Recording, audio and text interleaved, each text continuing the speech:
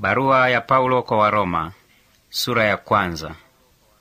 Barua hii yatoka kwangu mimi Paulo, mtumishi wa Kristo Yesu, na mtume niliyeteuliwa na kuitwa kwa ajili ya kuhubiri habari njema ya Mungu. Hapo kale Mungu aliwaahidia watu hii habari njema kwa njia ya manabii wake katika maandiko matakatifu. Hii habari njema inamhusu mwana wa Mungu, Bwana wetu Yesu Kristo, ambaye mintarafu binadamu wake alikuwa mzao wa Daudi. Mintarafu utakatifu wake wa kimungu ulithibitishwa kwa uwezo mkuu kwamba ni mwana wa Mungu kwa kufufuliwa kutoka wafu. Kwa njia yake mimi nimepewa neema ya kuwa mtume, ili kwa ajili yake niwaongoze watu wa mataifa yote wapate kuamini na kutii. Ninyi ni miongoni mwa watu hao, mmeitwa muwe watu wake Yesu Kristo. Basi ninawaandikia ninyi nyote mlioko Roma, ambao Mungu anawapenda akawateua muwe watu wake, na watakieni neema na amani kutoka kwa Mungu Baba yetu na Bwana Yesu Kristo. Awali ya yote namshukuru Mungu wangu kwa njia ya Yesu Kristo kwa ajili yenu nyote, kwa sababu imani yenu inasikika duniani kote. Mungu ambaye ninamtumikia kwa moyo wangu wote katika kuhubiri habari njema ya mwanaye, anajua kwamba ninawakumbukeni daima katika sala zangu. Namuomba Mungu akipenda anipatie nafasi nzuri ya kuja kwenu sasa, kwa maana ninatamani sana kuwaoneni, ili nipate kuwagawieni zawadi ya kiroho na kuwaimarisha. Ndiyo kusema tutaimarishana. Imani yenu itaniimarisha mimi, na yangu itawaimarisha ninyi. Ndugu zangu, nataka mjue kwamba mara nyingi nilikusudia kuwatembeleeni, lakini mpaka sasa nimezuiwa. Ningependa kupata mafanikio mema kati yenu kama nilivyopata kati ya watu wa mataifa mengine. Ninalo jukumu kwa watu wote, walioendelea na wasioendelea, wenye elimu na wasio na elimu. Ndiyo maana ninatamani pia kuihubiri habari njema kwenu ninyi mlioko huko Rumi.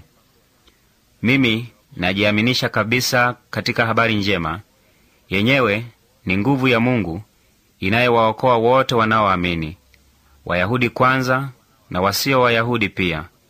Kwa maana habari njema inaonyesha wazi jinsi Mungu anavyowafanya watu wakubalike mbele yake. Jambo hili hufanyika kwa imani tangu mwanzo mpaka mwisho, kama ilivyoandikwa, mwenye kukubalika mbele yake Mungu kwa imani ataishi. Ghadhabu ya Mungu imedhihirishwa kutoka mbinguni dhidi ya uasi na uovu wote wa binadamu, ambao kwa njia zao mbaya wanaupinga ukweli usijulikane. Kwa maana yote yanayoweza kujulikana juu ya Mungu ni wazi kwao, maana Mungu mwenyewe ameyadhihirisha.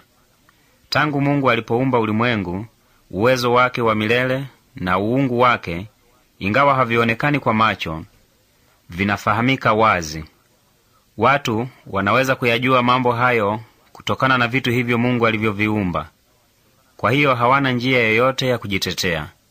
Ingawa wanajua kuna Mungu, lakini hawampi heshima anayestahili, wala hawamshukuru.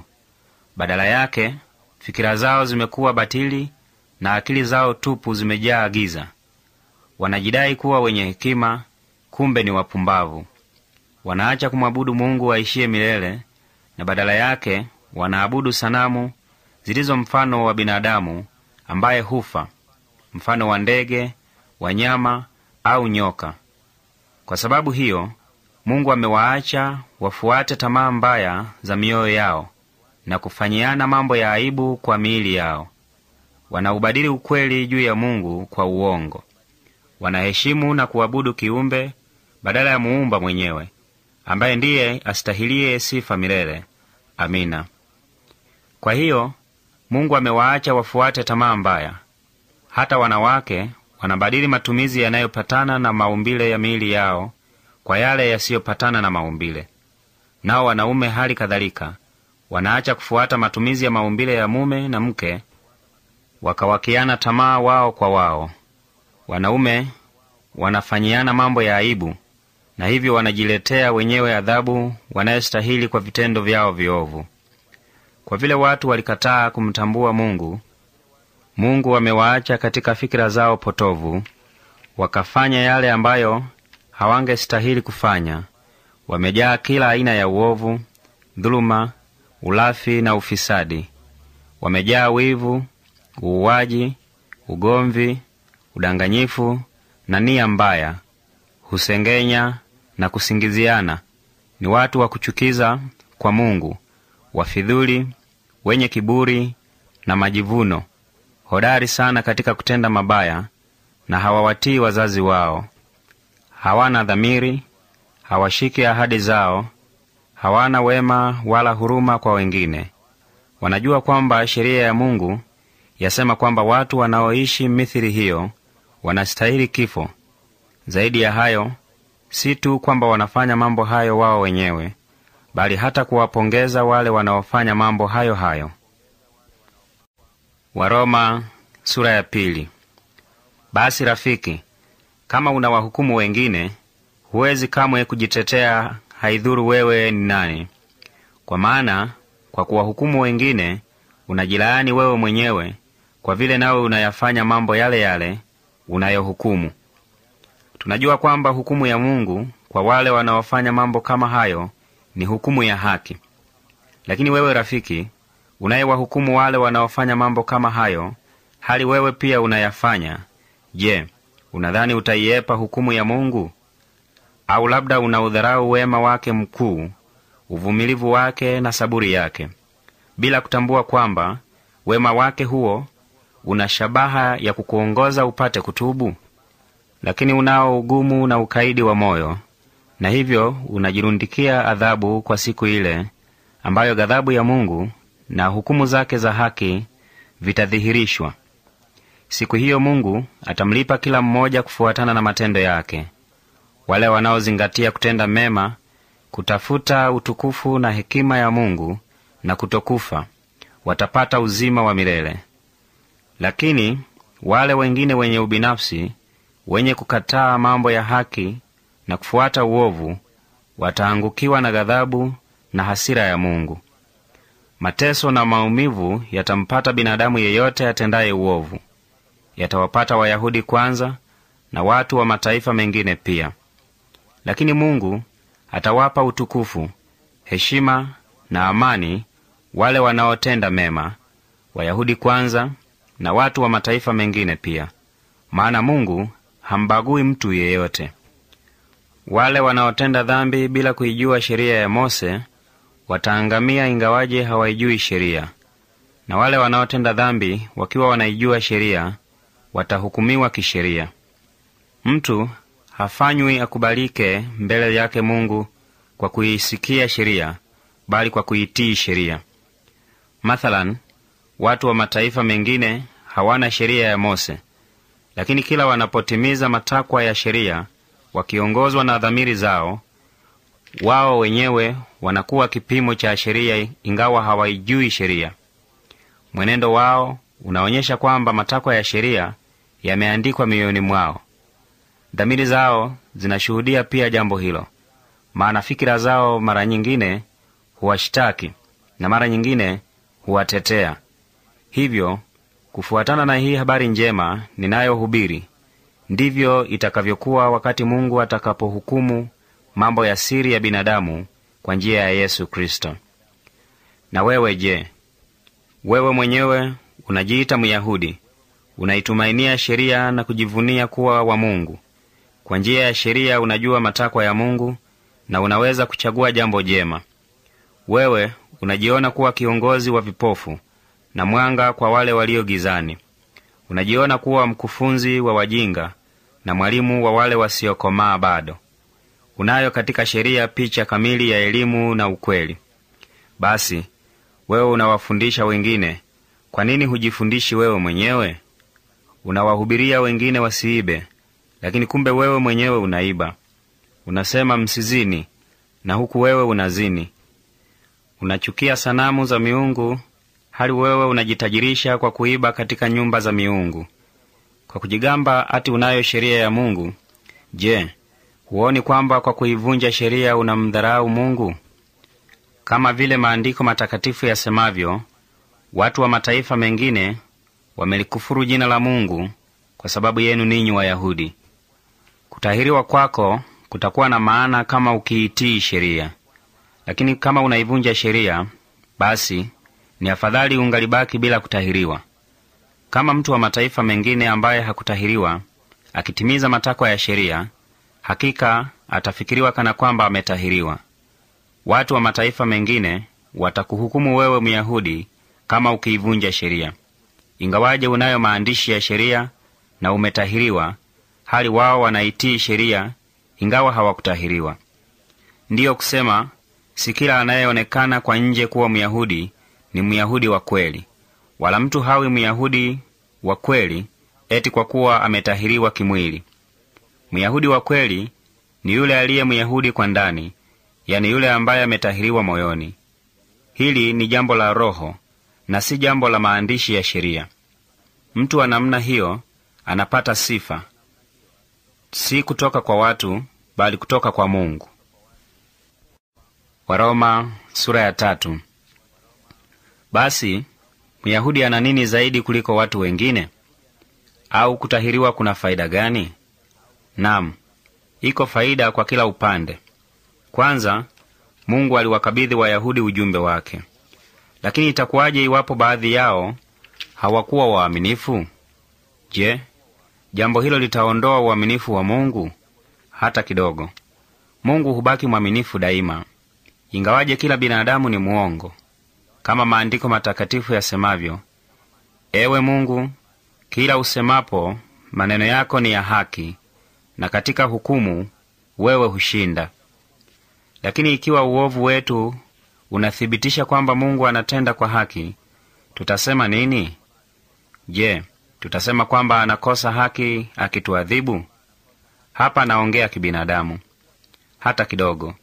Ingekuwa hivyo, Mungu angewezaje kuhukumu ulimwengu?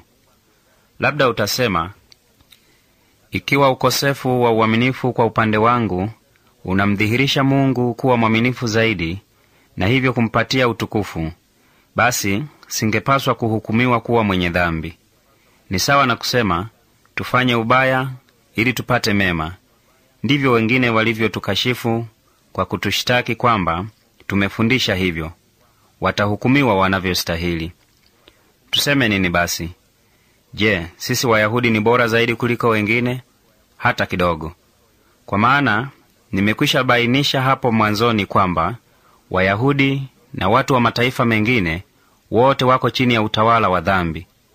Kama maandiko matakatifu yasemavyo, hakuna hata mmoja aliye mwadilifu, hakuna mtu anayeelewa wala anayemtafuta Mungu. Wote wamepotoka, wote wana hitilafu, hakuna atendaye mema, hakuna hata mmoja. Makoo yao ni kama kaburi wazi, ndimi zao zimejaa udanganyifu. Midomoni mwao mwatoka maneno yenye sumu kama ya nyoka. Vinywa vyao vimejaa laana chungu. Miguu yao iko mbioni kumwaga damu, na popote waendapo husababisha maafa na mateso. Njia ya amani hawaijui, wala jambo la kumcha Mungu halimo kabisa kwao. Tunajua kwamba sheria huwahusu walio chini ya sheria hiyo, hivyo kwamba hawawezi kuwa na kisingizio chochote, na ulimwengu wote uko chini ya hukumu ya Mungu.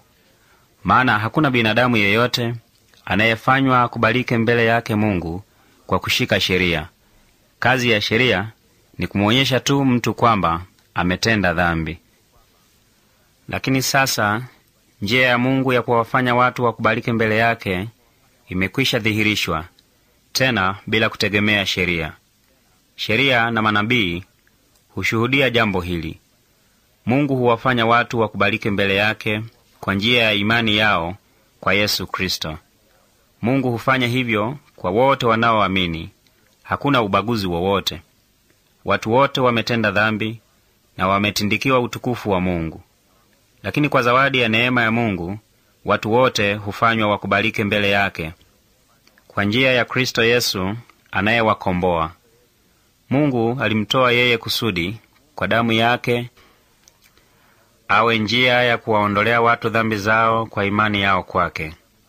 Alifanya hivyo apate kuonyesha kwamba yeye ni mwadilifu. Hapo zamani Mungu alikuwa mvumilivu bila kuzijali dhambi za watu, lakini sasa wakati huu anazikabili dhambi za watu apate kuonyesha uadilifu wake.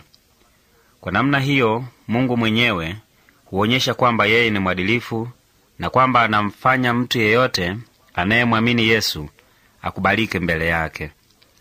Basi tunaweza kujivunia nini? Hakuna. Kwa nini? Je, kwa sababu ya kutimiza sheria?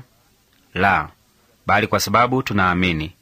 Maana mtu hufanywa akubalike mbele yake Mungu kwa imani na si kwa kutimiza matakwa ya sheria. Au je, Mungu ni Mungu wa Wayahudi tu, ama pia wa watu wa mataifa mengine? Naam, wa watu wa mataifa mengine pia. Mungu ni mmoja, naye atawafanya Wayahudi wakubalike mbele yake kwa imani yao, na watu wa mataifa mengine pia kwa imani yao. Je, tunaitumia imani kuibatilisha sheria? Hata kidogo. Bali tunaipa sheria thamani yake kamili. Waroma sura ya 4. Tuseme nini basi juu ya Abrahamu baba yetu?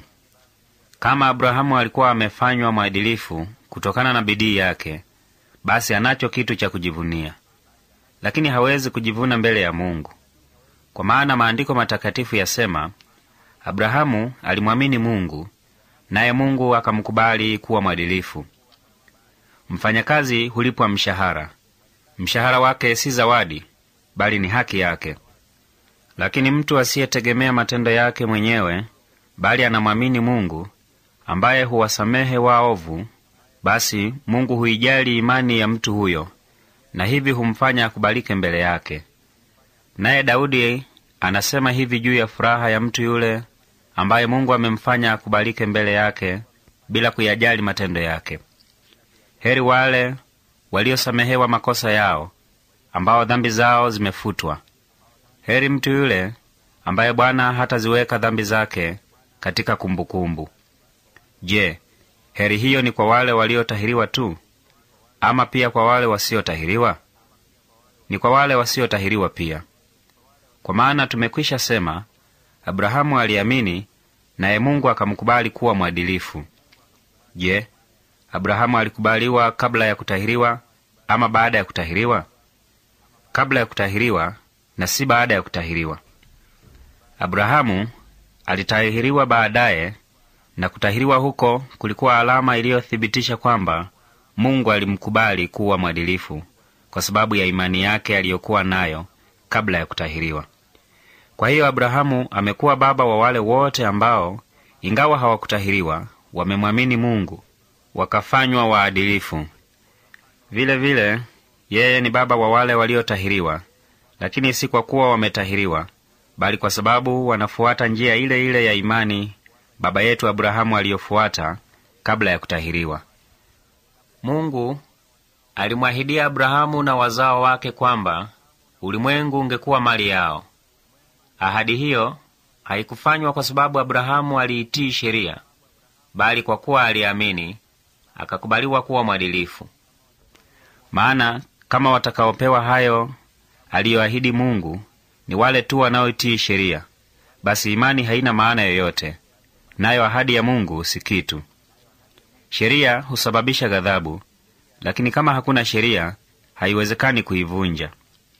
Kwa sababu hiyo, jambo hili lategemea imani, hivyo kwamba ahadi hiyo inatokana na neema ya Mungu, na kwamba ni hakika kuwa ahadi hiyo ni kwa ajili ya wote, si kwa wale tu wanaoishika sheria, bali pia kwa wale wanaoishi kwa imani kama Abrahamu. Yeye ni baba yetu sisi sote. Kama maandiko matakatifu yasemavyo, nimekuweka uwe baba wa mataifa mengi.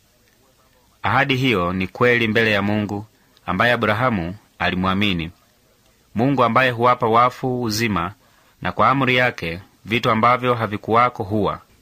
Abrahamu aliamini na kutumaini, ingawa hali yenyewe ilikuwa bila matumaini, na hivyo amekuwa baba wa mataifa mengi, kama maandiko matakatifu yalivyosema, wazao wako watakuwa wengi kama nyota.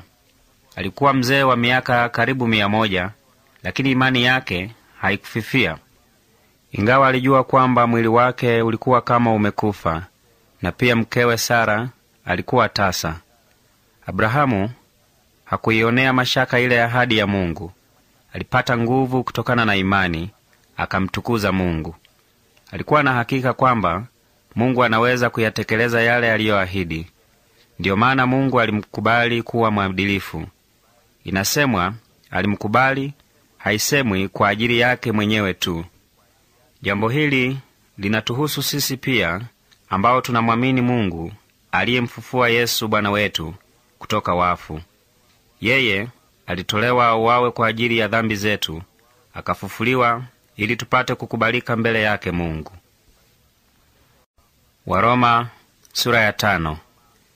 Sasa kwa vile tumefanywa tukubalike mbele yake Mungu kwa imani, basi tunayo amani naye kwa njia ya Bwana wetu Yesu Kristo. Kwa imani yetu yeye ametuleta katika hali hii ya neema ya Mungu ambayo sasa tunaishi. Basi tunajivunia tumaini tulilo nalo la kuushiriki utukufu wa Mungu. Naam, si hayo tu, bali tunafurahi pia katika taabu, tukijua kwamba taabu huleta saburi, nayo saburi huleta uthabiti, na huo husababisha tumaini. Tumaini hilo haliwezi kutuhadaa, maana Mungu amekwisha miminia mioyoni mwetu upendo wake kwa njia ya Roho Mtakatifu aliyetujalia. Tulipokuwa bado wanyonge, Kristo wakati maalum alikufa kwa ajili yetu sisi waovu. Si rahisi mtu kufa kwa ajili ya mtu mwadilifu. Labda mtu anaweza kuthubutu kufa kwa ajili ya mtu mwema. Lakini Mungu amethibitisha kwamba anatupenda. Maana wakati tulipokuwa bado wenye dhambi, Kristo alikufa kwa ajili yetu. Kwa kuwa sasa tumefanywa tukubalike mbele yake Mungu kwa damu ya Kristo, ni dhahiri zaidi kwamba atatuokoa katika ghadhabu ya Mungu. Maana tulipokuwa bado adui zake, Mungu alitupatanisha naye kwa kifo cha mwanaye. Na kwa vile sasa tumepatanishwa naye, ni dhahiri zaidi kwamba tutaokolewa kwa uzima wa Kristo. Wala si hayo tu, ila tunafurahi pia katika Mungu kwa njia ya Bwana wetu Yesu Kristo, ambaye ametupatanisha na Mungu. Kwa njia ya mtu mmoja dhambi iliingia ulimwenguni, nayo ikasababisha kifo. Hivyo kifo kimeenea katika jumuiya yote ya binadamu, kwa maana wote wametenda dhambi. Kabla ya sheria kuwako, dhambi ilikuwako ulimwenguni. Lakini dhambi haiwekwi katika kumbukumbu bila sheria. Lakini tangu wakati wa Adamu mpaka wakati wa Mose, kifo kiliwatawala hata wale ambao hawakutenda dhambi kama ile ya Adamu ya kumwasi Mungu. Adamu alikuwa kielelezo cha yule ambaye atakuja baadaye. Lakini ipo tofauti. Neema ya Mungu si kama dhambi ya Adamu. Maana ingawa dhambi ya mtu mmoja ilisababisha kifo kwa wote, kwa fadhili ya mtu mmoja, yani Yesu Kristo, Mungu amewazidishia wote neema na zawadi zake. Kuna tofauti baina ya zawadi ya Mungu na dhambi ya mtu yule mmoja. Maana baada ya kosa la mtu mmoja, Mungu alitoa hukumu. Lakini baada ya makosa ya watu wengi, Mungu aliwapa zawadi yake kwa kuwasamehe. Kweli, kwa dhambi ya mtu mmoja, kifo kilianza kutawala kwa sababu ya huyo mtu mmoja. Lakini ni dhahiri zaidi kwamba alichokifanya yule mtu mmoja, Yesu Kristo, ni bora zaidi. Wote wanapokea neema na zawadi hiyo ya kukubaliwa mbele yake Mungu. Watatawala katika uzima kwa njia ya huyo mmoja, Yesu Kristo. Basi, kama vile kosa la mtu mmoja lilileta hukumu kwa binadamu wote, vivyo hivyo kitendo kimoja kiadilifu kinawapa uhuru na uzima. Na kama vile watu wengi wamekuwa wenye dhambi kutokana na kutotii kwa mtu mmoja, vivyo hivyo wengi watafanywa wakubalike mbele yake Mungu kutokana na kutii kwa mtu mmoja. Sheria ilitokea ikasababisha kuongezeka kwa uhalifu, lakini pale dhambi ilipoongezeka, neema iliongezeka zaidi. Kama vile utawala wa dhambi uletavyo kifo, utawala wa neema huleta uadilifu, na mwishowe uzima wa milele kwa njia ya Yesu Kristo Bwana wetu. Waroma sura ya 6. Tuseme nini basi? Je, tuendelee kuishi katika dhambi ili neema ya Mungu iongezeke? Hata kidogo. Kuhusu dhambi, sisi tumekufa. Tutaendeleaje kuishi tena katika dhambi? Maana mnajua kwamba sisi tuliobatizwa tukaungana na Kristo Yesu, tulibatizwa na kuungana na kifo chake. Tulipobatizwa tuliungana na kifo chake, tukazikwa pamoja naye, ili kama vile Kristo alivyofufuliwa kutoka wafu kwa kitendo kitukufu cha Baba, sisi pia tuweze kuishi maisha mapya. Maana ikiwa sisi tumeungana naye katika kufa kama yeye, vivyo hivyo tutaungana naye kwa kufufuliwa kutoka wafu kama yeye. Tunajua kwamba utu wetu wa kale ulisulubishwa pamoja na Kristo, ili hali ya dhambi iharibiwe, kusudi tusiwe tena watumwa wa dhambi. Kwa maana mtu aliyekufa amenasuliwa kutoka katika nguvu ya dhambi. Basi ikiwa tumekufa pamoja na Kristo, tunaamini kwamba tutaishi pia pamoja naye. Maana tunajua kwamba Kristo amekwisha fufuliwa kutoka wafu, hafi tena, kifo hakimtawali tena. Hivyo kwa kuwa alikufa mara moja tu, dhambi haina tena nguvu juu yake, na sasa anaishi maisha yake katika umoja na Mungu. Hali kadhalika nanyi lazima mjione kuwa mmekufa kuhusu dhambi, lakini kama mnaoishi katika umoja na Mungu kwa njia ya Kristo Yesu. Kwa hiyo dhambi isitawale tena miili yenu ambayo hufa, na hivyo kuzitii tamaa zake. Wala msitoe hata sehemu moja ya miili yenu iwe chombo cha kutenda uovu na dhambi. Badala yake, jitoleeni ninyi wenyewe kwa Mungu kama watu waliofufuliwa kutoka wafu. Toeni nafsi zenu zote kwa Mungu kwa ajili ya uadilifu. Maana dhambi haitawatawala ninyi tena, kwani hamko chini ya sheria, bali chini ya neema. Basi tuseme nini? Je, tutende dhambi ati kwa sababu hatuko chini ya sheria, bali chini ya neema? Hata kidogo. Mnajua kwamba mkijitolea ninyi wenyewe kama watumwa na kumtii fulani, mnakuwa kweli watumwa wake huyo, au watumwa wa dhambi, na matokeo yake ni kifo, au wa utii, na matokeo yake ni kufanywa mkubalike mbele yake Mungu. Ingawa mlikuwa watumwa wa dhambi zamani, sasa lakini namshukuru Mungu, mmetii kwa moyo wote yale maazimio ya mafundisho mliyopokea. Mlifunguliwa kutoka utawala wa dhambi, mkawa watumwa wa uadilifu. Hapo natumia lugha ya kawaida ya watu kwa sababu ya uadilifu wenu ninyi wenyewe. Kama vile wakati mmoja mlivyojitolea ninyi wenyewe kutumikia uchafu na uhalifu kwa ajili ya uovu, vivyo hivyo sasa jitoleeni nafsi zenu wenyewe kutumikia uadilifu kwa ajili ya utakatifu. Mlipokuwa watumwa wa dhambi, mlijiona kuwa hamuhusiki na uadilifu. Sasa mlipata faida gani siku zile kutokana na mambo yale ambayo mnayaonea aibu sasa? Maana matokeo ya mambo haya ni kifo. Lakini sasa mmekwisha funguliwa kutoka utawala wa dhambi na mmekuwa watumishi wa Mungu. Faida mlio nayo sasa ni utakatifu, na matokeo yake ni uzima wa milele.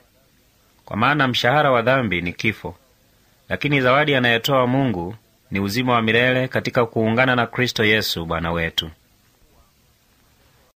Waroma sura ya 7. Ndugu zangu, bila shaka mtaelewa yafuatayo. Maana ninawazungumzia watu wanaojua sheria. Sheria humtawala mtu wakati akiwa hai. Mathalan, mwanamke aliyeolewa anafungwa kisheria kwa mumewe muda wote mume huyo anapokuwa angali hai. Lakini mume wake akifa, hiyo sheria haimtawali tena huyo mwanamke. Hivyo mwanamke huyo akiishi na mwanamume mwingine wakati mume wake angali hai, ataitwa mzinzi. Lakini mume wake akifa, mwanamke huyo yu huru kisheria, na akiolewa na mwanamume mwingine, yeye si mzinzi. Hali kadhalika ninyi, ndugu zangu, ninyi pia mmekufa kuhusu sheria kwa kuwa ninyi ni sehemu ya mwili wa Kristo. Sasa mmekuwa wake yeye aliyefufuliwa kutoka wafu, ili tuweze kuishi maisha yenye faida katika kumtumikia Mungu. Maana tulipokuwa tukiishi kimaumbile tu, tamaa mbaya zilichochewa na sheria zilifanya kazi katika miili yetu na kuchuma pato la kifo. Lakini sasa tumekuwa huru kutoka vifungo vya sheria, kwa sababu tumekufa kuhusu lile jambo lililotufanya sisi watumwa. Sasa tunatumikia kufuatana na maisha mapya ya Roho, na si kufuatana na hali ile ya kale ya sheria iliyoandikwa. Je, tuseme basi kwamba sheria ni dhambi? Hata kidogo! Lakini bila sheria mimi singalijua dhambi ni kitu gani, maana singalijua ni nini hasa kutamani mabaya, kama sheria isingalikuwa imesema usitamani. Kwa kuitumia hiyo amri, dhambi ilipata fursa ya kuamsha kila aina ya tamaa ndani yangu. Maana bila sheria dhambi ni kitu kilichokufa.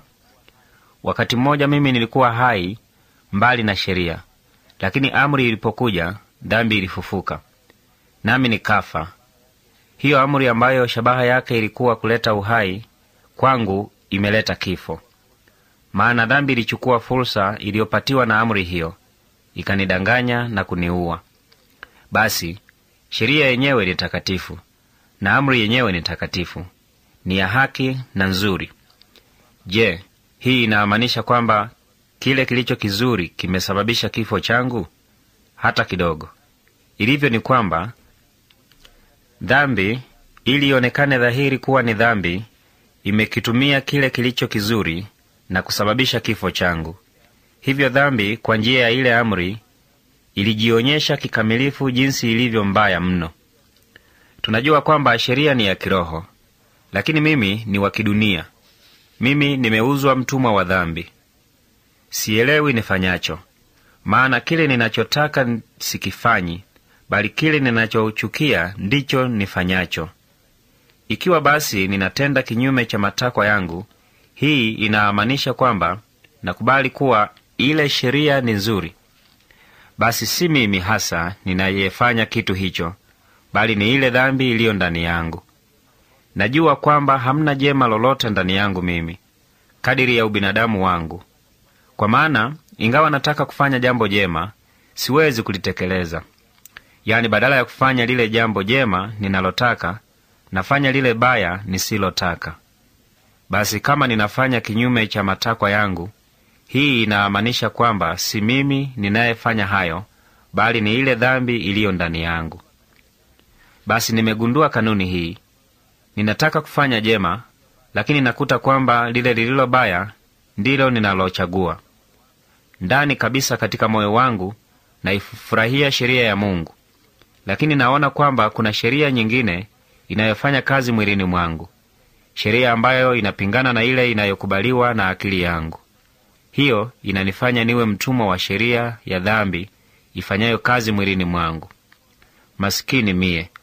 Nani atakayeniokoa kutoka katika mwili huu unaonipeleka kifoni? Shukrani kwa Mungu awezaye kwa njia ya Bwana wetu Yesu Kristo. Hii basi ndiyo hali yangu mimi binafsi. Kwa akili yangu ninaitumikia sheria ya Mungu, lakini kibinadamu ninaitumikia sheria ya dhambi. Waroma sura ya 8. Kwa hivyo sasa hakuna hukumu kwa wale ambao katika maisha yao wameungana na Kristo Yesu. Maana sheria ya Roho iletayo uzima kwa kuungana na Kristo Yesu imenikomboa kutoka katika sheria ya dhambi na kifo. Mungu ametekeleza jambo lile ambalo sheria haikuweza kutekeleza kwa sababu ya udhaifu wa kibinadamu. Mungu alimtuma mwanaye akiwa mwenye mwili sawa na miili yetu sisi wenye dhambi, ili aikabili dhambi, na kwa mwili huo akaiangamiza dhambi. Mungu alifanya hivyo kusudi matakwa ya haki ya sheria yatekelezwe kikamilifu ndani yetu sisi ambao tunaishi, si kwa nguvu za kibinadamu, bali kwa nguvu ya Roho. Maana wale wanaoishi kufuatana na matakwa ya mwili hutawaliwa na fikira za mwili, lakini wale wanaoishi kufuatana na matakwa ya Roho Mtakatifu hutawaliwa na fikira za Roho. Fikira za mwili huleta kifo, fikira za Roho huleta uzima na amani. Maana mwenye kutawaliwa na fikira za mwili ni adui wa Mungu, haitii sheria ya Mungu, wala hawezi kuitii. Watu wanaotii matakwa ya mwili hawawezi kumpendeza Mungu. Lakini ninyi hamuishi kufuatana na matakwa ya mwili, bali kufuatana na matakwa ya Roho, ikiwa Roho wa Mungu anaishi ndani yenu. Yeyote asiye na Roho wa Kristo, huyo si wake Kristo. Lakini kama Kristo yuko ndani yenu, ingawa miili yenu itakufa kwa sababu ya dhambi, kwenu Roho ndiye uhai, kwa sababu mmefanywa mkubalike mbele yake Mungu. Ikiwa Roho wa Mungu aliyemfufua Kristo kutoka wafu anaishi ndani yenu, basi huyo aliyemfufua Kristo kutoka wafu ataipa uzima miili yenu yenye hali ya kufa. Atafanya hivyo kwa njia ya Roho wake akaaye ndani yenu. Hivyo basi, ndugu zangu, tunalo jukumu, lakini si la kuishi kufuatana na maumbile ya kibinadamu. Kwa maana kama mkiishi kufuatana na matakwa ya maumbile ya kibinadamu, hakika mtakufa. Lakini kama kwa njia ya Roho mnayaua matendo yenu maovu, basi mtaishi. Wote wanaoongozwa na Roho wa Mungu ni watoto wa Mungu. Kwa maana Roho mliyempokea si roho mwenye kuwafanya ninyi watumwa na kuwatia tena hofu, sivyo, bali mmempokea Roho mwenye kuwafanya ninyi kuwa watoto wa Mungu, na kwa nguvu ya huyo Roho sisi tunaweza kumwita Mungu Aba, yaani Baba. Naye Roho mwenyewe anajiunga na roho zetu na kuthibitisha kwamba sisi ni watoto wa Mungu. Basi, kwa vile sisi ni watoto wa Mungu, tutapokea baraka zote Mungu alizowawekea watu wake, na tutashiriki urithi huo pamoja na Kristo. Maana tukiyashiriki mateso yake Kristo, tutaushiriki pia utukufu wake. Naona kuwa mateso ya wakati huu wa sasa si kitu kamwe, kama tukiyafananisha na ule utukufu utakaodhihirishwa kwetu. Viumbe vyote vinatazamia kwa hamu Mungu awadhihirishie watoto wake. Kwa maana viumbe viliwekwa katika hali ya kutojiweza kabisa, si kwa hiari yao, ila vilifanywa hivyo kwa mapenzi ya Mungu. Hata hivyo yapo matumaini, maana hivyo viumbe navyo vitaokolewa kutoka katika utumwa wa uharibifu, vishiriki uhuru mtukufu wa watoto wa Mungu. Kwa maana tunajua kwamba mpaka hivi sasa viumbe vyote vinalia kwa maumivu kama ya kujifungua mtoto. Wala si hivyo viumbe peke yake, bali hata sisi tulio na huyo Roho aliye wa kwanza wa zawadi za Mungu, sisi pia tunalalamika ndani yetu, tukitazamia kufanywa watoto wa Mungu, nazo nafsi zetu zikombolewe. Maana kwa matumaini hayo sisi tumekombolewa.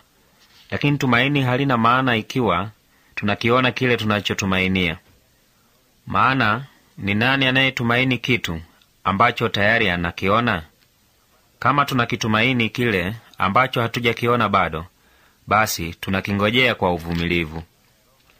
Hali kadhalika naye Roho anatusaidia katika udhaifu wetu, maana hatujui inavyotupasa kuomba. Lakini Roho mwenyewe anatuombea kwa Mungu kwa mlio wa huzuni usioelezeka.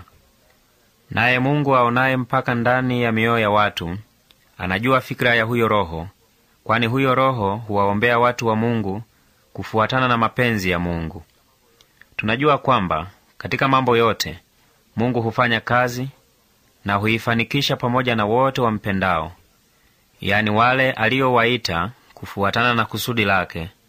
Maana hao aliowachagua tangu mwanzo ndiyo aliowateua wapate kufanana na mwanaye, ili mwana awe wa kwanza miongoni mwa ndugu wengi. Basi Mungu aliwaita wale aliokuwa wamewateua, na hao aliowaita aliwafanya pia wakubalike mbele yake, na hao aliwafanya wakubalike mbele yake aliwashirikisha pia utukufu wake. Kutokana na hayo tuseme nini zaidi? Ikiwa Mungu yuko upande wetu, nani awezaye kutupinga? Mungu hakumuhurumia hata mwanaye wa pekee, bali alimtoa kwa ajili yetu sisi sote. Ikiwa amefanya hivyo, je, hata tujalia pia mema yote? Ni nani atakayewashitaki wateule wa Mungu? Mungu mwenyewe huwaondolea hatia. Ni nani atakayewahukumu? Hakuna. Maana Kristo ndiye aliyekufa, tena alifufuka kutoka wafu, na anakaa upande wa kulia wa Mungu. Yeye anatuombea. Ni nani awezaye kututenga na mapendo ya Kristo? Je, ni taabu au dhiki au mateso au njaa au ukosefu wa nguo au hatari au kuuawa? Kama maandiko matakatifu yasemavyo, kwa ajili yako twakikabili kifo kutwa kucha, tunatendewa kama kondoo wa kuchinjwa. Lakini katika mambo haya yote tumepata ushindi mkubwa kwa msaada wake yeye aliyetupenda. Maana ninajua hakika kwamba hakuna kitu kiwezacho kututenganisha na upendo wake, wala kifo, wala uhai, wala malaika, watawala, au nguvu nyingine za mbinguni, wala yanayotukia sasa, wala yatakayotukia baadaye, wala ulimwengu wa juu, wala wa chini kabisa. Hakuna kiumbe chochote kitakachoweza kututenga na upendo wa Mungu kwetu kwa njia ya Kristo Yesu Bwana wetu. Waroma sura ya 9. Nasema ukweli mtupu. Nimeungana na Kristo, nami sisemi uongo. Dhamiri yangu ikiongozwa na Roho Mtakatifu inanithibitishia jambo hili pia. Nataka kusema hivi: nina huzuni kubwa na maumivu yasiyopimika moyoni mwangu kwa ajili ya watu wangu walio damu moja nami. Kama ingekuwa kwa faida yao, ningekuwa radhi kulaaniwa na kutengwa mbali na Kristo. Hao ndio watu wa Israeli ambao Mungu aliwateua wawe watoto wake, akawashirikisha utukufu wake, akiagana nao, akawapa sheria yake, imani ya kweli na ahadi zake. Wao ni wajukuu wa mababu, naye Kristo kadiri ya ubinadamu wake ametoka katika ukoo wao. Mungu atawalaye juu ya yote na atukuzwe milele. Amina. Sisemi kwamba ahadi ya Mungu imebatilika, maana si watu wote wa Israeli ni wateule wa Mungu, wala si wazao wote wa Abrahamu ni watoto wake wa kweli. Ila kama yasemavyo maandiko matakatifu, wazao wako watatokana na Isaka. Ndiyo kusema, si wale waliozaliwa kimaumbile ndiyo watoto wa Mungu, bali wale waliozaliwa kutokana na ahadi ya Mungu ndiyo watakaoitwa watoto wake. Maana ahadi yenyewe ni hii: nitakujia wakati maalumu, naye Sara atapata mtoto. Tena si hayo tu, ila pia Rebeka naye alipata mapacha kwa baba mmoja, yani Isaka babu yetu. Lakini ili Mungu aonekane kwamba anao uhuru wa kuchagua, hata kabla wale ndugu hawajazaliwa na kabla hawajaweza kupambanua jema na baya, Rebeka aliambiwa kwamba yule mtoto wa kwanza atamtumikia yule wa nyuma. Hivyo uchaguzi wa Mungu unategemea jinsi anavyoita mwenyewe na si matendo ya binadamu. Kama maandiko matakatifu yasemavyo, Yakobo nilimpenda, lakini Esau nilimchukia. Basi tuseme nini? Je, Mungu amekosa haki? Hata kidogo. Maana alimwambia Mose, nitamhurumia mtu yeyote ninayetaka kumhurumia, nitamuonea huruma mtu yeyote ninayetaka. Kwa hiyo yote hutegemea huruma ya Mungu na si bidii au mapenzi ya mtu. Maana maandiko matakatifu yasema hivi kwa Farao, nilikufanya mfalume ili kwa njia yako uwezo wangu ujulikane na jina langu lijulikane popote duniani. Ni wazi basi kwamba Mungu humhurumia yeyote anayetaka kumhurumia, na akipenda kumfanya mtu awe mkaidi hufanya hivyo. Labda utauliza, ikiwa mambo yako hivyo, Mungu anawezaje kumlaumu mtu? Nani awezaye kuyapinga mapenzi yake? Lakini ewe binadamu, unani hata uthubutu kumhoji Mungu? Je, chungu chaweza kumuuliza mfinyanzi wake, kwa nini umenitengeneza namna hii? Mfinyanzi anaweza kuutumia udongo apendavyo na kufinyanga vyungu viwili kwa udongo ule ule. kimoja kwa matumizi ya heshima na kingine kwa matumizi ya kawaida. Hivyo ndivyo ilivyo kwa Mungu. Alitaka kuonyesha ghadhabu yake na kujulisha uwezo wake. Basi alikuwa na saburi sana, akiwavumilia wale ambao walikuwa lengo la ghadhabu yake, ambao walistahili kuangamizwa. Alitaka pia kudhihirisha wingi wa utukufu wake, ambao alitumiminia sisi tulio lengo la huruma yake, sisi ambao alikwisha kututayarisha kuupokea utukufu wake. Maana sisi ndio hao waliowaita, si tu kutoka miongoni mwa Wayahudi, bali pia kutoka kwa watu wa mataifa mengine. Maana ndivyo asemavyo katika kitabu cha Hosea, wale waliokuwa si watu wangu nitawaita watu wangu, naye sikupendi ataitwa mpenzi wangu. Na pale walipoambiwa ninyi si wangu, hapo wataitwa watoto wa Mungu hai.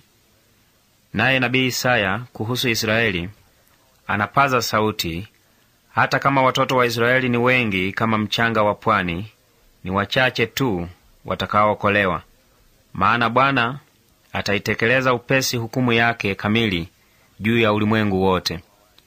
Ni kama Isaya alivyosema hapo awali, kama Bwana mwenye nguvu asingalituachia baadhi ya watoto wa Israeli, tungalikwisha kuwa kama Sodoma, tungalikwisha kuwa kama Gomora. Basi tuseme nini? Ni hivi: watu wa mataifa ambao hawakushughulika kutafuta kukubalika mbele yake Mungu, wamefanywa wakubalike mbele yake Mungu kwa njia ya imani. Hali watu wa Israeli waliokuwa wakitafuta sheria iletayo kukubalika mbele yake Mungu hawakuipata. Kwa nini? Kwa sababu walitegemea matendo yao badala ya kutegemea imani. Walijikwaa juu ya jiwe la kujikwaa, kama yasemavyo maandiko matakatifu, tazama, naweka huko Sioni jiwe likwazalo, mwamba utakaowafanya watu waanguke. Mtu atakayemwamini yeye aliye hilo jiwe hata aibishwa. Waroma sura ya 10. Ndugu zangu, ninataka na kutazamia kwa moyo wangu wote hao wananchi wenzangu wakombolewe. Tena nawaombea kwa Mungu daima. Maana naweza kuthibitisha kwa niaba yao kwamba wanayo bidii ya kumtafuta Mungu, lakini bidii hiyo haikujengwa juu ya ujuzi wa kweli. Maana hawakufahamu jinsi Mungu anavyowafanya watu wakubalike mbele yake, na wamejaribu kuanzisha mtindo wao wenyewe, na hivyo hawakuikubali njia hiyo ya Mungu ya kuwafanya wakubalike mbele yake. Maana kwa kuja kwake Kristo, sheria imefikia kikomo chake, ili wote wanaoamini wafanywe wakubalike mbele yake Mungu. Kuhusu kukubalika mbele yake Mungu kwa kuitii sheria, Mose aliandika hivi: mtu yeyote anayetimiza matakwa ya sheria ataishi. Lakini kuhusu kufanywa wakubalike mbele yake Mungu kwa njia ya imani, yasema hivi: usiseme moyoni mwako, nani atapanda mpaka mbinguni, yani kumleta Kristo chini. Wala usiseme, nani atashuka mpaka kuzimu, yani kumleta Kristo kutoka kwa wafu. Maandiko matakatifu yasema hivi: ujumbe huo wa Mungu uko karibu nawe, uko kinywani mwako na moyoni mwako, nao ndiyo ile imani tunayoihubiri. Kama ukikiri kwa kinywa chako kwamba Yesu ni Bwana na kuamini moyoni mwako kwamba Mungu alimfufua kutoka wafu, utaokoka. Maana twaamini kwa moyo na kufanywa tukubalike mbele yake Mungu, na twakiri kwa midomo yetu na kuokolewa. Maandiko matakatifu yasema, kila amwaminie hatakuwa na sababu ya kuaibika. Jambo hili ni kwa wote, kwani hakuna tofauti kati ya Wayahudi na wasio Wayahudi. Bwana wa wote ni mmoja, naye ni mkarimu sana kwao wote wamwombao. Maana maandiko matakatifu yasema, kila mtu atakayeomba kwa jina la Bwana ataokolewa. Basi watamwombaje yeye ambaye hawamwamini? Tena watamwaminije kama hawajapata kusikia habari zake? Na watasikiaje habari zake kama hakuna mhubiri? Na watu watahubirije kama hawakutumwa? Kama yasemavyo maandiko matakatifu, ni jambo la kupendeza mno kuja kwa wale wanaohubiri habari njema. Lakini wote hawakuipokea hiyo habari njema. Maana Isaya alisema, Bwana, ni nani aliyeamini ujumbe wetu? Hivyo basi, imani inatokana na kuusikiliza ujumbe, na huo ujumbe unatokana na neno la Kristo. Lakini nauliza, je, hawakuusikia huo ujumbe? Naam, waliusikia, kama maandiko matakatifu yasemavyo, sauti yao imeenea duniani kote, maneno yao yamefika mpaka kingo za ulimwengu. Tena nauliza, je, yawezekana kwamba watu wa Israeli hawakufahamu? Mose mwenyewe ni wa kwanza kujibu, nitawafanyeni muwaonee wivu watu ambao si taifa, nitawafanyeni muwe na hasira juu ya taifa la watu wapumbavu. Tena Isaya anathubutu hata kusema, wale wasionitafuta wamenipata. Nilijionyesha kwa wale ambao hawakuwa wanauliza habari zangu. Lakini kuhusu Israeli anasema, mchana kutwa niliwanyooshea mikono yangu watu waasi na wasiotii. Waroma sura ya 11. Basi nauliza, je, Mungu amewakataa watu wake? Hata kidogo. Mimi binafsi ni Mwisraeli, mzao wa Abrahamu, wa kabila ya Benyamini. Mungu hakuwakataa watu wake aliowateua tangu mwanzo. Mnakumbuka yasemavyo maandiko matakatifu juu ya Eliya, wakati alipomnung'unikia Mungu kuhusu Israeli. Bwana, wamewaua manabii wako na kubomoa madhabahu yako. Ni mimi tu peke yangu niliyebaki, nao wanataka kuniua. Je, Mungu alimjibu nini? Alimwambia, nimejiwekea watu 7,000 ambao hawakumwabudu Baali. Basi ndivyo ilivyo pia wakati huu wa sasa.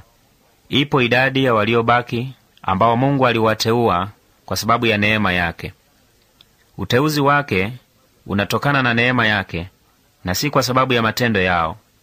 Maana kama uteuzi wake ungetegemea matendo ya watu, neema yake haingekuwa neema ya kweli. Sasa je, watu wa Israeli hawakukipata kile walichokuwa wanakitafuta? Lakini wale walioteuliwa walikipata. Wengine walipumbazwa, kama yasemavyo maandiko matakatifu, Mungu ameifanya mioyo yao kuwa mizito, na mpaka leo hii hawawezi kuona kwa macho yao wala kusikia kwa masikio yao. Naye Daudi anasema, karamu zao na ziwe mtego wa kuwanasa, waanguke na kuadhibiwa. Macho yao yatiwe giza, wasiweze kuona, migongo yao ipindike kwa taabu daima. Basi nauliza, je, Wayahudi wamejikwaa hata wakaangamia kabisa? Hata kidogo. Kutokana na kosa lao, ukombozi umewajia watu wa mataifa mengine, ili Wayahudi wapate kuwaonea wivu. Kosa la Wayahudi limesababisha baraka nyingi kwa ulimwengu, na utovu wao wa kiroho umeleta baraka nyingi kwa watu wa mataifa mengine.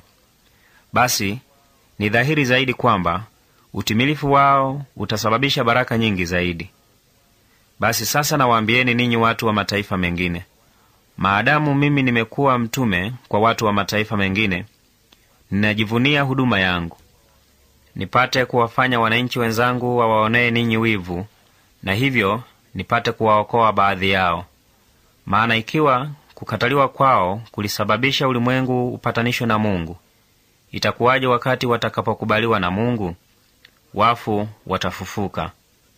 Ikiwa kipande cha kwanza cha mkate kimewekwa wakfu, mkate wote umewekwa wakfu. Mizizi ya mti ikiwa mizuri, na matawi yake huwa mazuri pia. Naam, baadhi ya matawi ya mzeituni bustanini yalikatwa, na mahali pake tawi la mzeituni mwitu likapandikizwa. Ninyi watu wa mataifa mengine ndiyo hilo tawi la mzeituni mwitu, na sasa mnashiriki nguvu na utomvu wa mzeituni bustanini. Basi msiwadharau wale waliokatwa kama matawi. Na hata kama kuna la kujivunia, kumbukeni kwamba si ninyi mnaoitegemeza mizizi, bali mizizi ndiyo inayowategemeza ninyi. Lakini utasema, matawi yalikatwa kusudi mimi nipandikizwe mahali pake. Sawa, yalikatwa kwa sababu ya kukosa imani, bali wewe unasimama kwa imani yako. Lakini usijivune, ila uwe na tahadhari. Kwa maana ikiwa Mungu hakuwahurumia Wayahudi ambao ni kama matawi ya asili, je, unadhani atakuhurumia wewe? Kumbuka basi jinsi Mungu alivyo mwema na mkali. Yeye ni mkali kwa wale walioanguka, na ni mwema kwako wewe ikiwa utaendelea katika wema wake. La sivyo, nawe pia utakatwa. Nao Wayahudi hali kadhalika, wakiacha utovu wao wa imani, watapandikizwa tena, maana Mungu anao uwezo wa kuwapandikiza tena. Ninyi watu wa mataifa mengine, kwa asili ni kama tawi la mzeituni mwitu, lakini mmeondolewa huko, mkapandikizwa katika mzeituni bustanini, mahali ambapo kwa asili si penu. Lakini Wayahudi kwa asili ni kama mzeituni bustanini, na itakuwa jambo rahisi zaidi kwao kupandikizwa tena katika mti huo huo wao. Ndugu zangu, napenda mjue ukweli huu uliofichika, msije mkajiona wenye akili sana. Ukaidi wa Wayahudi ulikuwa ni wa muda tu, mpaka watu wa mataifa mengine watakapokuwa wamemfikia Mungu. Hapo ndipo taifa lote la Israeli litakapookolewa, kama yasemavyo maandiko matakatifu. Mkombozi atakuja kutoka Sioni, atauondoa uovu wa Yakobo. Hili ndilo agano nitakalofanya nao wakati nitakapoziondoa dhambi zao. Kwa sababu wanaikataa habari njema, Wayahudi wamekuwa adui wa Mungu, lakini kwa faida yenu ninyi watu wa mataifa. Lakini kwa kuwa waliteuliwa, bado ni rafiki wa Mungu kwa sababu ya baba zao. Maana Mungu akishawapa watu zawadi zake na kuwateua, hajuti kwamba amefanya hivyo. Hapo awali ninyi mlikuwa mmemwasi Mungu, lakini sasa mmepata huruma yake kutokana na kuasi kwao. Hali kadhalika, kutokana na huruma mliyojaliwa ninyi, Wayahudi wanamwasi Mungu sasa, ili nao pia wapokee sasa huruma ya Mungu. Maana Mungu amewafunga watu wote katika uasi wao, ili apate kuwahurumia wote. Utajiri, hekima na elimu ya Mungu ni kuu mno. Huruma zake hazichunguziki, na njia zake hazieleweki. Kama yasemavyo maandiko matakatifu, nani aliyepata kuyajua mawazo ya Bwana? Nani awezaye kuwa mshauri wake? Au nani aliyempa yeye kitu kwanza, hata aweze kukilipwa tena kitu hicho? Kwa maana vitu vyote vyatoka kwake, vyote vipo kwa uwezo wake na kwa ajili yake. Utukufu na uwe kwake hata milele. Amina. Waroma sura ya 12. Kwa hiyo ndugu zangu, maadamu Mungu ni mwenye huruma nyingi, na wasihi kwa moyo wote, jitoleeni nafsi zenu kwa Mungu kama tambiko iliyo hai, takatifu na yenye kumpendeza. Hii ndiyo njia yenu halisi ya kumwabudu. Msiige mitindo ya ulimwengu huu, bali Mungu afanye mabadiliko ndani yenu kwa kuzigeuza fikira zenu. Hapo ndipo mtakapoweza kuyajua mapenzi ya Mungu, kutambua jambo lililo jema, linalompendeza na kamilifu. Kutokana na neema aliyonijalia Mungu, nawaambieni ninyi nyote, msijione kuwa ni kitu zaidi kuliko mnavyopaswa kuwa. Fikira zenu na ziwe na kiasi, kufuatana na kipimo cha imani Mungu aliyomgawia kila mmoja. Mwili una viungo vingi, kila kimoja na kazi yake. Hali kadhalika, ingawa sisi ni wengi, tumwili mmoja kwa kuungana na Kristo, na kila mmoja ni kiungo kwa mwenzake. Basi tunavyo vipaji mbalimbali kufuatana na neema tuliyopewa. Mwenye kipaji cha unabii na akitumie kadiri ya imani yake. Mwenye kipaji cha utumishi na atumikie. Mwenye kipaji cha kufundisha na afundishe. Mwenye kipaji cha kuwafariji wengine na afanye hivyo. Mwenye kumgawia mwenzake alicho nacho na afanye hivyo kwa ukarimu. Msimamizi na asimamie kwa bidii, naye mwenye kutenda jambo la huruma na afanye hivyo kwa furaha. Mapendo yenu na yawe bila unafiki wowote. Chukieni jambo lolote ovu, zingatieni jema. Pendaneni kidugu, kila mmoja amfikirie kwanza mwenzake kwa heshima. Msilegee katika bidii, muwe wachangamufu rohoni katika kumtumikia Bwana. Tumaini lenu liwaweke daima wenye furaha, muwe na saburi katika shida na kusali daima. Wasaidieni watu wa Mungu katika mahitaji yao. Wapokeeni wageni kwa ukarimu. Watakieni baraka wote wanaowadhulumu ninyi. Naam, watakieni baraka na wala msiwalaani. Furahini pamoja na wenye kufurahi, lieni pamoja na wenye kulia. Muwe na wema ule ule kwa kila mtu. Msijitakie makuu, bali jishughulisheni na watu wadogo. Msijione kuwa wenye hekima sana. Msilipe ovu kwa ovu. Zingatieni mambo mema mbele ya wote. Kadiri inavyowezekana kwa upande wenu, muwe na amani na watu wote. Wapenzi wangu, msilipize kisasi, bali mwachieni Mungu jambo hilo. Maana maandiko matakatifu yasema, kulipiza kisasi ni shauri langu, mimi nitalipiza, asema Bwana. Zaidi ya hayo, maandiko yasema, adui yako akiwa na njaa, mpe chakula. Akiwa na kiu, mpe kinywaji. Maana kwa kufanya hivyo, utamfanya apate aibu kali kama makaa ya moto juu ya kichwa chake. Usikubali kushindwa na ubaya, bali ushinde ubaya kwa wema. Waroma sura ya 13. Kila mtu anapaswa kuwatii wenye mamlaka katika serikali, maana mamlaka yote hutoka kwa Mungu, nao wenye mamlaka wamewekwa na Mungu. Anayeyapinga mamlaka ya viongozi anapinga agizo la Mungu, nao wafanyao hivyo wanajiletea hukumu wenyewe. Maana watawala hawasababishi hofu kwa watu wema, ila kwa watu wabaya. Basi wataka usimwogope mtu mwenye mamlaka? Fanya mema, naye atakusifu.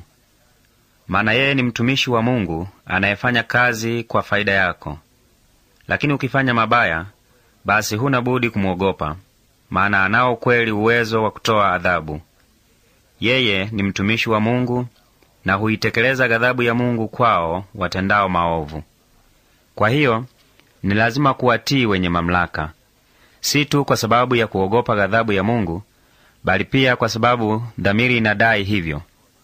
Kwa sababu hiyo hiyo ninyi hulipa kodi, maana viongozi hao humtumikia Mungu ikiwa wanatimiza wajibu wao. Mpeni kila mtu haki yake, mtu wa ushuru ushuru, wa kodi kodi, na astahilie heshima heshima. Msiwe na deni kwa mtu yeyote, isipokuwa tu deni la kupendana. Ampendaye jirani yake ameitekeleza sheria. Maana amri hizi, usizini, usiue, usitamani, na nyingine zote zimo katika amri hii moja: mpende jirani yako kama unavyojipenda mwenyewe. Ampendaye jirani yake hamtendei vibaya. Basi kwa mapendo sheria yote hutimizwa. Zaidi ya hayo, ninyi mnajua tumo katika wakati gani. Sasa ndiyo wakati wa kuamka usingizini. Naam, wokovu wetu ukaribu zaidi sasa kuliko wakati ule tulipoanza kuamini.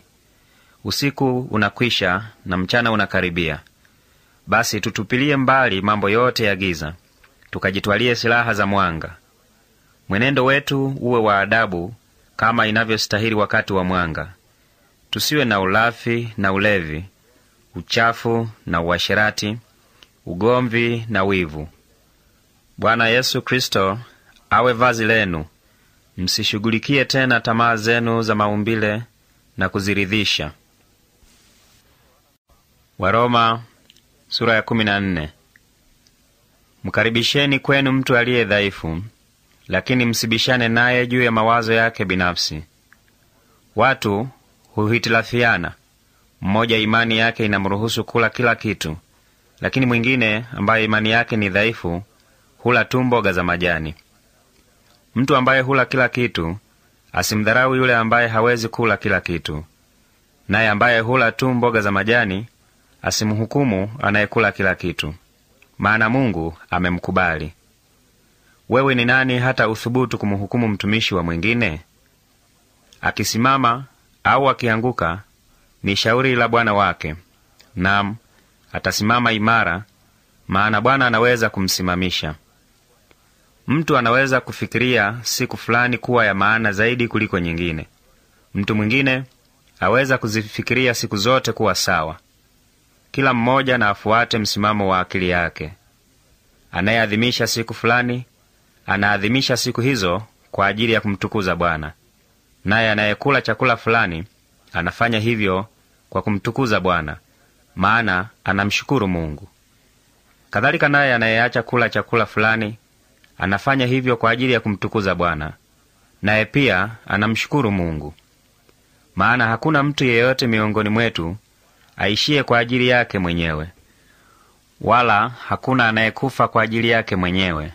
Maana tukiishi, twaishi kwa ajili ya Bwana; tukifa, tunakufa kwa ajili ya Bwana. Basi kama tukiishi au tukifa, sisi ni mali yake Bwana. Maana Kristo alikufa akafufuka, ili apate kuwa Bwana wa wazima na wafu. Kwa nini basi wewe wamhukumu ndugu yako? Nawe kwa nini wamdharau ndugu yako? Sisi sote tutasimama mbele ya kiti cha hukumu cha Mungu. Maana maandiko yanasema, kama niishivyo, asema Bwana, kila mtu atanipigia magoti, na kila mmoja atakiri kwamba mimi ni Mungu. Kwa hiyo kila mmoja wetu atatoa hoja yake mbele ya Mungu. Basi tuache kuhukumiana, bali tuazimie kutokuwa kamwe kikwazo kwa ndugu yetu au kumsababisha aanguke katika dhambi. Katika kuungana na Bwana Yesu, nina hakika kwamba hakuna kitu chochote kilicho najisi kwa ajili yake. Lakini mtu akidhani kwamba kitu fulani ni najisi, basi kwake huwa najisi. Kama ukimhuzunisha ndugu yako kwa sababu ya chakula unachokula, basi mwenendo wako hauongozwi na mapendo. Usikubali hata kidogo chakula chako kiwe sababu ya kupotea kwa mtu mwingine ambaye Kristo alikufa kwa ajili yake. Basi msikubali kile mnachokiona kuwa kwenu ni kitu chema kidharauliwe. Maana utawala wa Mungu si shauri la kula na kunywa, bali unahusika na kuwa na uadilifu, amani na furaha iletwayo na Roho Mtakatifu. Anayemtumikia Kristo namna hiyo humpendeza Mungu na kukubaliwa na watu. Kwa hiyo tuyazingatie daima mambo yenye kuleta amani na yanayotusaidia kujengana. Basi usiiharibu kazi ya Mungu kwa sababu ya ubishi juu ya chakula. Vyakula vyote ni halali, lakini haifai kula chakula ambacho kitamfanya mtu aanguke katika dhambi. Afadhali kuacha kula nyama, kunywa divai au kufanya chochote ambacho chaweza kumsababisha ndugu yako aanguke. Basi shikilia unachoamini kati yako na Mungu wako. Heri mtu yule ambaye katika kujiamulia la kufanya haipingi dhamiri yake. Lakini mtu anayeona shaka juu ya chakula anachokula anahukumiwa kama akila, kwa sababu msimamo wa kitendo chake haumo katika imani. Na chochote kisicho na msingi wake katika imani ni dhambi. Waroma sura ya 15. Sisi tulio imara katika imani tunapaswa kuwasaidia wale walio dhaifu wayakabili matatizo yao. Tusijipendelee sisi wenyewe tu. Kila mmoja wetu anapaswa kumpendeza jirani yake kwa wema, ili huyo apate kujijenga katika imani. Maana Kristo hakujipendelea mwenyewe, ila alikuwa kama yasemavyo maandiko, kashifa zote walizokutolea wewe zimenipata mimi. Maana yote yaliyoandikwa yameandikwa kwa ajili ya kutufundisha sisi, ili kutokana na saburi na faraja tupewayo na maandiko hayo matakatifu tupate kuwa na matumaini. Mungu aliye msingi wa saburi na faraja yote awajalieni ninyi kuwa na msimamo mmoja kufuatana na mfano wake Kristo Yesu, ili ninyi nyote kwa nia moja na sauti moja mumtukuze Mungu Baba wa Bwana wetu Yesu Kristo. Basi karibishaneni kwa ajili ya utukufu wa Mungu kama naye Kristo alivyowakaribisheni. Maana nawaambieni, Kristo aliwatumikia Wayahudi apate kuuonyesha uaminifu wa Mungu, na zile ahadi Mungu alizowapa babu zetu zipate kutimia, ili nao watu wa mataifa mengine wapate kumtukuza Mungu kwa sababu ya huruma yake, kama yasemavyo maandiko matakatifu, kwa sababu hiyo nitakusifu miongoni mwa watu wa mataifa, nitaziimba sifa za jina lako. Tena maandiko yasema, furahini enyi watu wa mataifa, furahini pamoja na watu wake. Na tena, enyi mataifa yote, msifuni Bwana, enyi watu wote, msifuni. Tena Isaya asema, atatokea mtu katika ukoo wa Yese, naye atawatawala watu wa mataifa, nao watamtumainia. Basi Mungu aliye msingi wa matumaini awajaze furaha yote na amani kutokana na imani yenu, tumaini lenu lipate kuongezeka kwa nguvu ya Roho Mtakatifu. Ndugu zangu, mimi binafsi nina hakika kwamba ninyi pia mmejaa wema, elimu yote, na mnaweza kushauriana ninyi kwa ninyi. Lakini nimewaandikia hapa na pale katika barua hii bila woga, nipate kuwakumbusheni juu ya mambo fulani. Nimefanya hivyo kwa sababu ya neema aliyonijalia Mungu, ya kuwa mtumishi wa Yesu Kristo kwa watu wa mataifa. Ni jukumu langu la kikuhani kuihubiri habari njema ya Mungu, ili watu wa mataifa mengine wapate kuwa dhabihu inayokubaliwa na Mungu, dhabihu iliyotakaswa na Roho Mtakatifu. Kwa hiyo nikiwa nimeungana na Kristo Yesu, naweza kujivunia huduma yangu kwa ajili ya Mungu.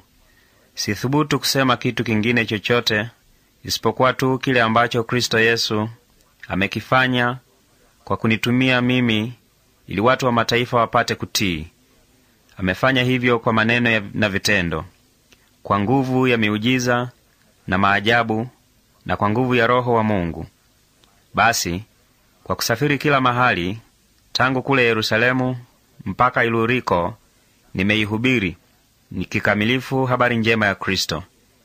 Nia yangu imekuwa daima kuihubiri habari njema popote pale ambapo jina la Kristo halijapata kusikika, nisije nikajenga juu ya msingi wa mtu mwingine.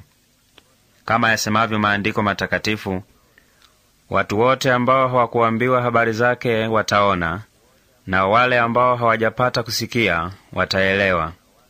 Kwa sababu hiyo nilizuiwa mara nyingi kuja kwenu. Lakini maadamu sasa nimemaliza kazi yangu pande hizi, na kwa kuwa kwa miaka mingi nimekuwa na nia kubwa ya kuja kwenu, natumaini kufanya hivyo sasa.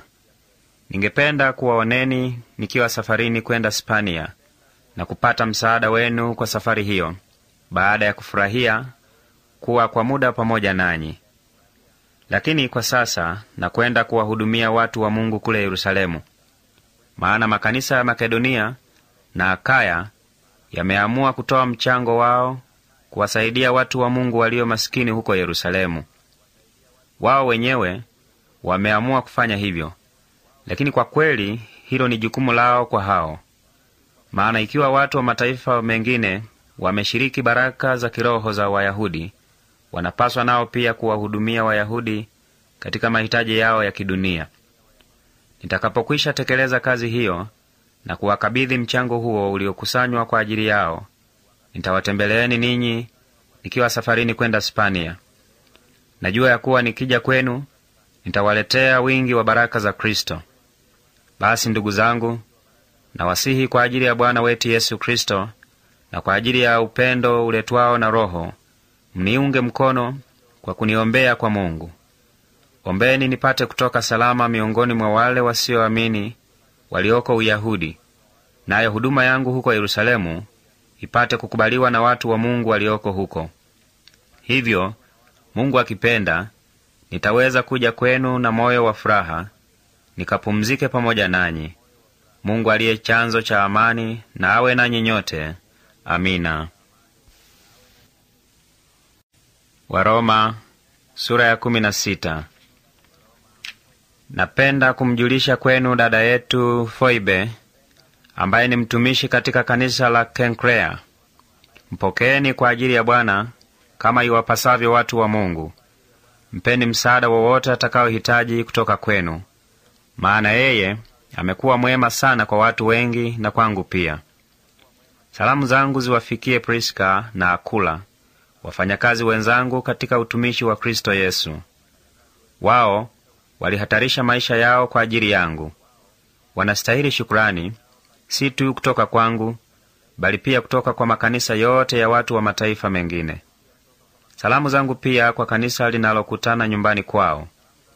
Salamu zangu zimfikie rafiki yangu Epaineto, ambaye ni wa kwanza katika mkoa wa Asia kumwamini Kristo. Nisalimieni Maria, ambaye amefanya kazi kwa bidii kwa ajili yenu.